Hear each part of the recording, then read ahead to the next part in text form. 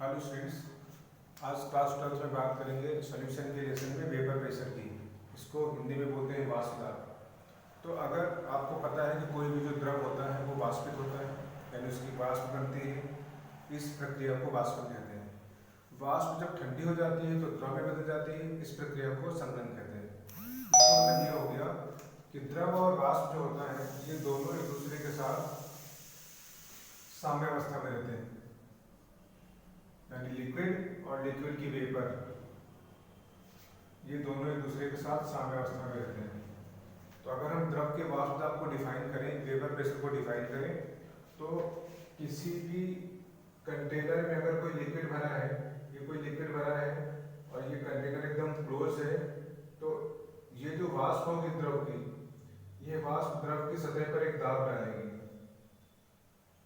और दाब कब पड़ेगा? जब द्रव और वाष्प एक दूसरे के साथ साम्यावस्था में होंगे।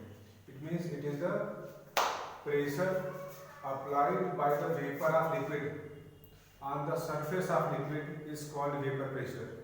कंडीशंस क्या है? कंडीशंस ये है कि लिक्विड और वेपर एक दूसरे के साथ इक्विलिब्रियम में होने चाहिए, यानी साम्यावस्था में होनी चाहिए। तो हिंदी में इसको डिफाइन करें तो द्रव और वाष्प की साम्यावस्था में द्रव की वाष्प के द्वारा द्रव की सतह पर डाला गया दाब, द्रव और वाष्प की साम्यावस्था में द्रव की वाष्प के द्वारा द्रव की सतह पर डाला गया दाब द्रव का वाष्प दाब कहलाता है। It is the pressure applied by the vapour of liquid on the surface of liquid is called vapour pressure of liquid. तो ये तो डेफिनेशंस हो गई। अब ऐसे कौन से फैक्टर हैं, ऐसे कौन से कारक हैं जो वाष्प दाब को प्रभावित करते हैं? सबसे पहला इंपॉर्टेंट जो फैक्टर है वो है तुम्हारा नेचर ऑफ लिक्विड, द्रव की प्रकृति। सबसे पहला important factor nature of liquid में क्या है? जो द्रव के मॉलिक्यूल होते हैं वो एक दूसरे से आकर्षण बल के द्वारा बने होते हैं। अगर ये आकर्षण बल बहुत कम होता है तो द्रव में वाष्पन की प्रक्रिया बहुत तेज होगी, यानी जो लिक्विड होगा वो इजीली वेपराइज होगा तब जब लिक्विड लिक्विड के बीच में इंटरमॉलिक्यूलर फोर्सेस बहुत वीक होंगे। तो अगर इंटरमॉलिक्यूलर फोर्सेस यानी द्रव के अणुओं के बीच में लगने वाले आकर्षण बल बहुत दुर्बल है तो उसका वाष्प दाब बहुत ज़्यादा होगा। जैसे हम आपसे कहें आपको एक उसमें शहद दे दिया जाए, हनी दे दिया जाए और एक पानी कंटेनर में दे दिया जाए, तो पानी का वाष्पन ज़्यादा होगा, शहद का वाष्पन यानी हनी का वाष्पन कम होगा, तो पानी का वाष्प दाब भी ज़्यादा होगा। तो पहला फैक्टर है नेचर ऑफ लिक्विड। दूसरा फैक्टर है टेम्परेचर, ताप। दूसरा फैक्टर है अगर ताप बढ़ाएंगे तो द्रव का वाष्प दाब बढ़ेगा। इसलिए बढ़ेगा क्योंकि ताप बढ़ाने पर द्रव के अणुओं के बीच की गतिज ऊर्जा बढ़ जाती है और गतिज ऊर्जा बढ़ जाने के कारण द्रव का वाष्पन ज़्यादा होगा, जिसकी वजह से द्रव का वाष्प दाब भी बढ़ेगा। और तीसरा जो इम्पोर्टेंट फैक्टर है वो है तुम्हारा addition of non volatile solute. कोई ऐसा सॉल्यूट, कोई ऐसा विलेय मिला दिया जाए जो कैसा हो, जो अवाष्पशील हो। अगर हमने कोई अवाष्पशील विलेय पदार्थ मिलाया हुआ है, नॉन वोलेटाइल सॉल्यूट मिलाया हुआ है, तो ये क्या करता है?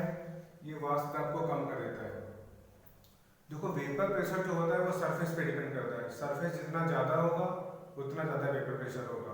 वेपराइजेशन जो होता है, वाष्पन जो होता है, वो द्रव की सतह पर निर्भर करता है। जब आप कोई नॉन वोलेटाइल यानी अवाष्पशील पदार्थ मिला देंगे, तो अगर आपने कोई अवाष्पशील पदार्थ मिलाया है यहाँ पर, तो वो पदार्थ क्या करेगा? उसका तो वाष्पन होगा नहीं, तो क्या करेगा? द्रव की कुछ सतह को घेर लेगा, और जब द्रव की कुछ सतह घिर जाएगी तो वाष्पन के लिए जो उपलब्ध सतह है, यानी वेपोराइजेशन के लिए जो एरिया अवेलेबल होना चाहिए वो कम हो जाता है।